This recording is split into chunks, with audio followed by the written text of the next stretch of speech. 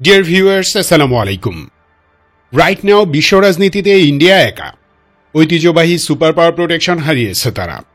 বোঝেননি? ওয়েল, জন্মের পর থেকে ইন্ডিয়ার রাষ্ট্রীয় নীতি ছিল নিজেরা মুইকি হনুরে না হওয়া পর্যন্ত কোনো না কোনো একটি সুপার পাওয়ারের আশ্রয়ে থাকবে, তারপর আসল খেলা ট্রাই করবে তারা। তবে ইন্ডিয়াকে সিকিউরিটি গ্যারান্টি সহ আশ্রয় দেওয়ার মতো শক্তি দুনিয়াতে ছিল মাত্র দুটি, এক সোভিয়েত ইউনিয়ন, দুই মার্কিন যুক্তরাষ্ট্র।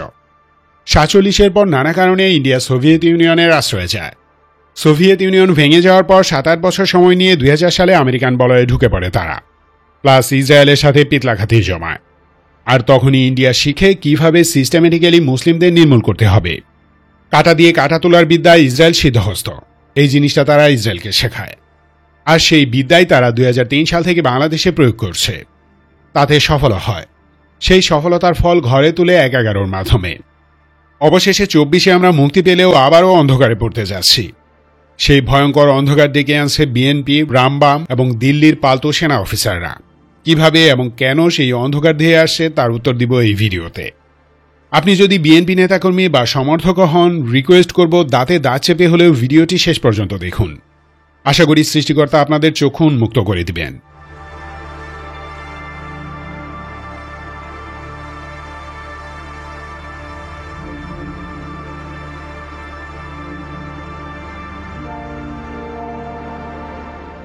সম্প্রতি বাংলা আউটলুকের সূত্রে জানা যায় যে একটি তথাকথিত সংগঠন ঢাকার মার্কিন দূতাবাসে হামলার পরিকল্পনা করেছিল। তাদের টার্গেট ছিল ইউএস এমবেসিতে কর্মরত নন মুসলিম দেশি বিদেশি নাগরিকদের করা। এজন্য মাঠে নামানো হয় জামাতুল আনসার ফিল হিন্দাল শারকিয়া নামের একটি জঙ্গি গোষ্ঠীকে। বিষয়টি ইউএস ইন্টেলিজেন্স শুরু থেকেই টের পেয়ে যায়। ডিটেল অবজারভেশনের পর প্রমাণসহ বাংলাদেশ সরকারকে জানায় তারা।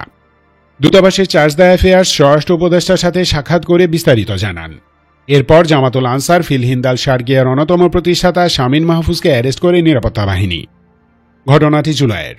জুলাইতে উক্ত জঙ্গি গোষ্ঠী ইউএস এম্বাসির সামনের খেলার মাঠ এবং আশেপাশে রেকি করে।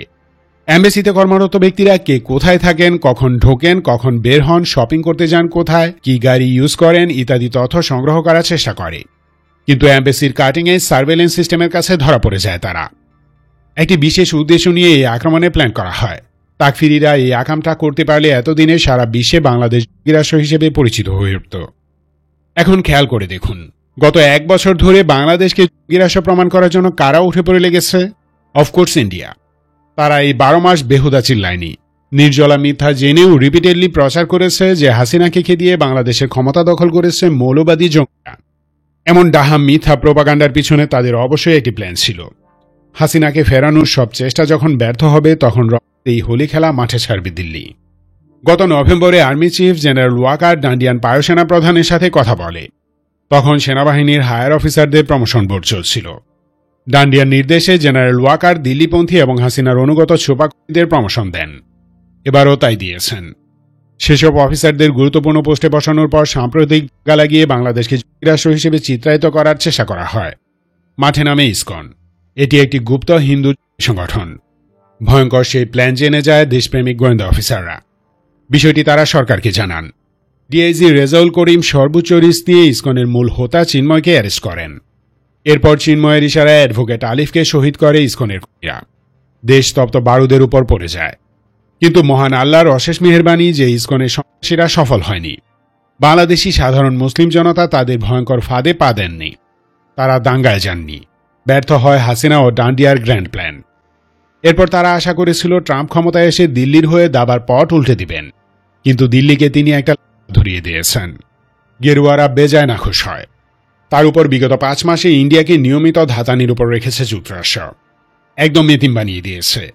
যে মার্কিন সুপার পাওয়ার প্রোটেকশনে এতদিন ডান্ডিয়া দক্ষিণ এশিয়ায় গুন্ডাগিরি করেছে, সেই যুক্তরাষ্ট্রই তাকে ঘাড়াচ্ছে। এত অপমান দিল্লির আর সহ্য হচ্ছে না। ফলে তারা এক ঢিলে একাধিক পাখি শিকারের মিশনে নামে।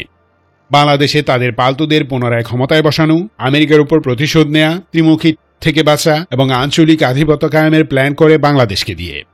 এখানে ভয়ঙ্কর তাদের উত্থান ঘটাতে চায় তারা। আর এর জন্য মাঠে নামায় তাদের জন্ম দেয়া কয়েকটি সোকল গোষ্ঠীকে। জামাতুল আনসার ফিল হিন্দাল শারকিয়া তার একটি। এই গোষ্ঠীটির জন্ম দিয়েছে লালন পালন করে বড় করেছে বাংলাদেশের দিল্লিপন্থী সামরিক ও বেসামরিক অফিসাররা। বর্তমান মিশন পিছনে থেকে সুপারভাইজ করছে পলাতক সাবেক ডিবি মনিরুল, নওফেল, সাবেক স্বরাষ্ট্রমন্ত্রী আসাদুজ্জামান খান কামাল, সাবেক আইজি বেনজির আহমেদ, পলাতক মেজর জেনারেল মুজিবুর রহমান সহ একাধিক দেশদ্রোহী ব্যক্তি। টার্গেট ছিল ইউএস এম্বাসি স্টাফদের উপর হামলার পর গর্তবাসী আওয়ামী খুনিদের দিয়ে দেশজুড়ে নাশকতার মাধ্যমে চূড়ান্ত অরাজকতা সৃষ্টি করা। এরপর দিল্লির পালতু সেনা অফিসাররা কু করে ক্ষমতা ছিনিয়ে নিবে। মোটা দাগে এটাই ছিল দিল্লি ও হাসিনার প্ল্যান। কিন্তু এই তাকফিরি সন্ত্রাসীদের হাত থেকে আল্লাহ আমাদের বাঁচিয়েছেন। তারা ব্যর্থ হয়েছে। যদি সফল হয়ে যেত তবে পাল্টা প্রতিশোধ হিসেবে বাংলাদেশকে লিবিয়া বানিয়ে ফেলত আমেরিকা। প্রতিশোধ তারা নিতই, কারণ 2018 সালেও একবার ইউএস অ্যাম্বাসাডারের গাড়িতে হামলা চালায় ছাত্রলীগ। হাসিনা সেবার বহু কাঠখড় পুড়িয়ে যান বাঁচায়। দ্বিতীয়বার একই জিনিস মার্কিনীরা সহ্য করবে না।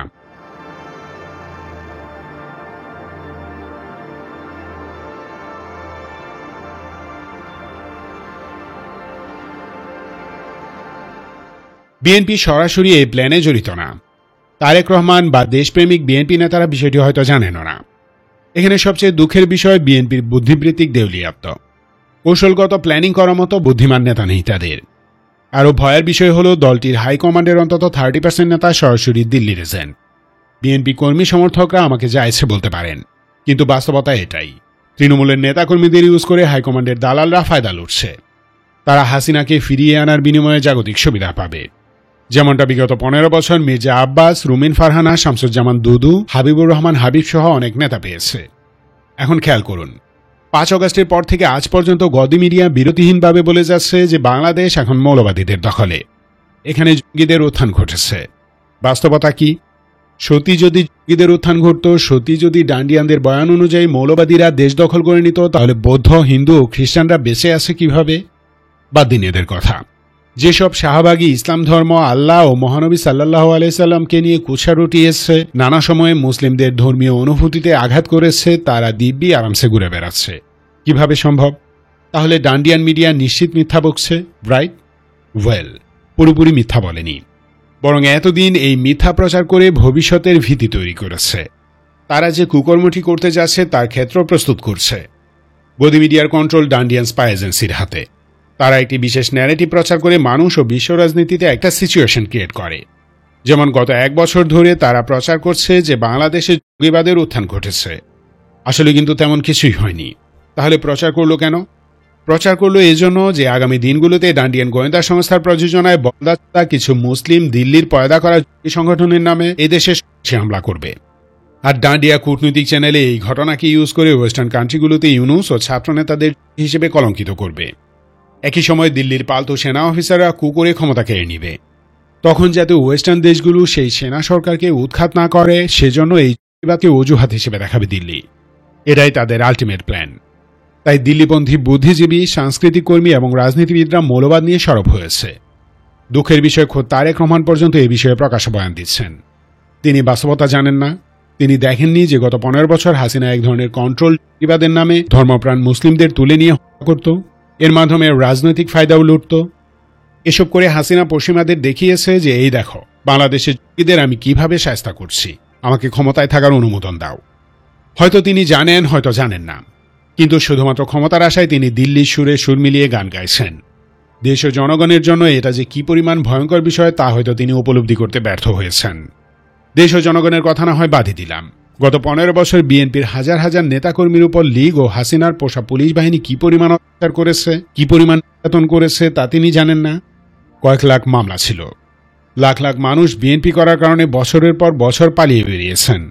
বাবা মা, ভাই বোন, স্ত্রী সন্তানকে দূরে ফেলে পালিয়েছিলেন। এসব তিনি জানেন না। জামাতকে ঘায়েল করার জন্য তিনি যে বয়ানটা দিলেন তা কি দেশের জন্য ভালো হলো? এর ফায়দা কার ঘরে উঠবে? বিএনপির ও বাংলাদেশের, নাকি হাসিনা ও ভারতের? বিএনপি শত্রু বাইরে না, ঘরে। হাইকমান্ডের 30% নেতা দিল্লির কাছে হানি ও মানি ট্র্যাপে ফেসে আছে। তারাই দলকে গিলে খাচ্ছে, তারাই ভোট কমাচ্ছে। এক শীর্ষ নেতা আরেক নেতাকে গোনায় ধরে না, যে যার মতো দখলে ব্যস্ত। দলের ভালো মন্দ নিয়ে ভাবার টাইম নেই। আর এই রামরাজত্বই চেয়েছে দিল্লি। দেশের সবচেয়ে বড় এবং নির্ভরযোগ্য দলটিকে ছেঁড়াবেড়া করে বাংলাদেশিদের উপর লেলিয়ে দিয়েছে কিছু তাকফিরি বিধানবাদের।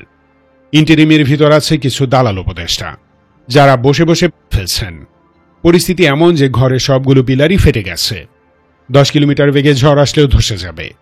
চূড়ান্ত অরাজক ও ধোঁয়াশাময় সিচুয়েশন ক্রিয়েট হবে।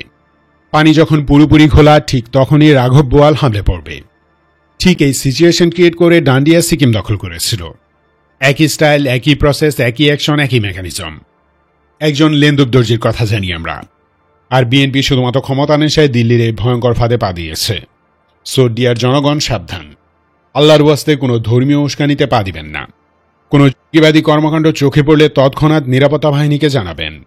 দেশকে বাঁচাবেন। আমরা একটি পাওয়ারফুল জাতি হব ইনশাল্লাহ। দেশে বিদেশে আমাদের অনেক বন্ধু আছে যারা আমাদের সাহায্য করতে চায়। আমরা যদি ক্যান্সারাস টিউমারগুলো কেটে ফেলতে পারি তাহলেই আসল শান্তি আসবে। ইনশাল্লাহ আমরা এই মিশনে সফল হব। ধন্যবাদ ভিডিওটি শেষ পর্যন্ত দেখার জন্য। সতর্ক ও সুস্থ থাকুন, দেশকে ভালোবাসুন, দেশের শত্রু ডান্ডিয়া ও আওয়ামী লীগকে প্রতিহত করুন। বাংলাদেশ চিরজীবী হোক।